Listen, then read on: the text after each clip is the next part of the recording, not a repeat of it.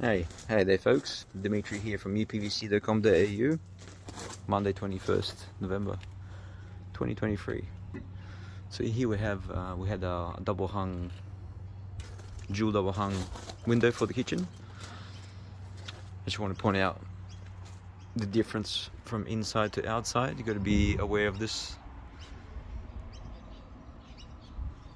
Inside sometimes is narrow, or vice versa, outside narrow, inside wider. So you got to make sure about check measures. Also a problem with sliding windows, you cannot attach any add-on profiles like you can with casement profiles.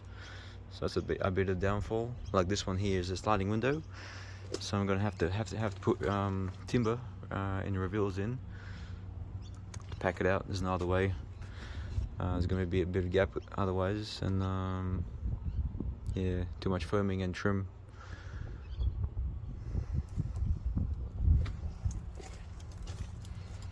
I've got about 30 mil to play with, I think, so not too bad.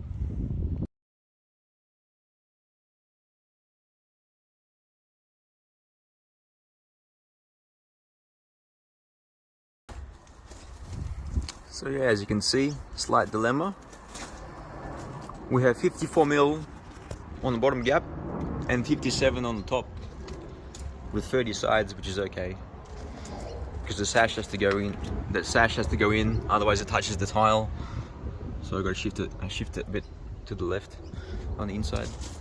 But yeah, 54 and 57, 113, 113 mil overall. But yeah, if this sat too low, right, then the sash wouldn't be able to slide over the tiles. So I'm gonna pack this with timber and foam, and just put 60 mil flat over the top,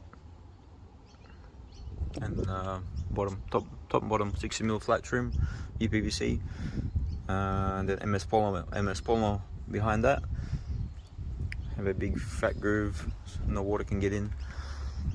Yeah, I'm not using timber in case it goes rotten again. No point.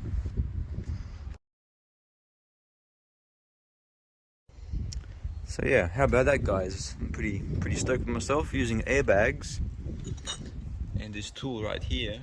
I managed to get 0 degrees. Managed to get 0 degrees. Okay, let's come back. Look at that. 0 degrees level. How good's that, eh? 5 airbags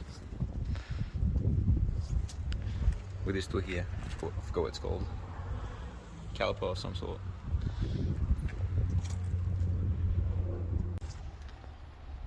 Here we have the fourth or third stage, preparation for frame install.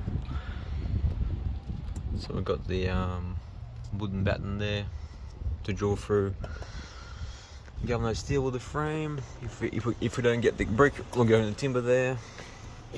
Raise this by 54 mil. So now we've got timber with foam, all secure, beautiful. And then no expenses spared as well. I used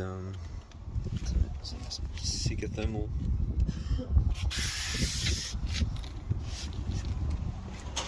That was some better light. Sika thermal tape with a weather seal. I probably would have put some flashing as well, flashing tape, but that's in storage, so it would be in the trifecta. Because we don't know how good these will perform with the gap of 54 and 57 mil. Yeah, so that's why I'm doing this. See what happens.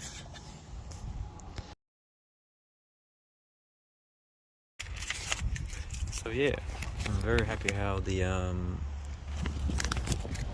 Sika AbleFlex self-adhesive backed expansion joint filler is sitting.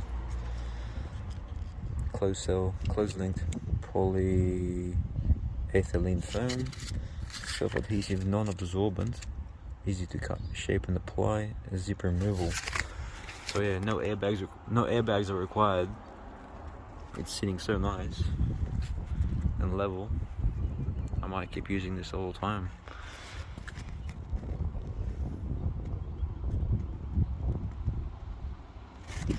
small gap there. We'll foam that. Foam from the outside, and then the trim will come on top, and done.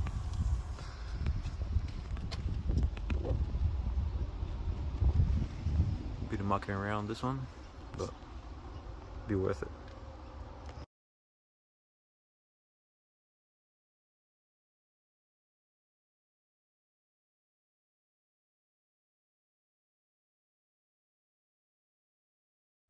So here was the fourth stage, pre-cut the foam.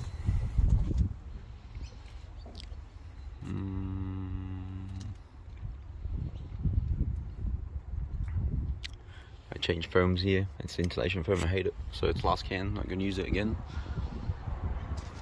And then we've got trim next.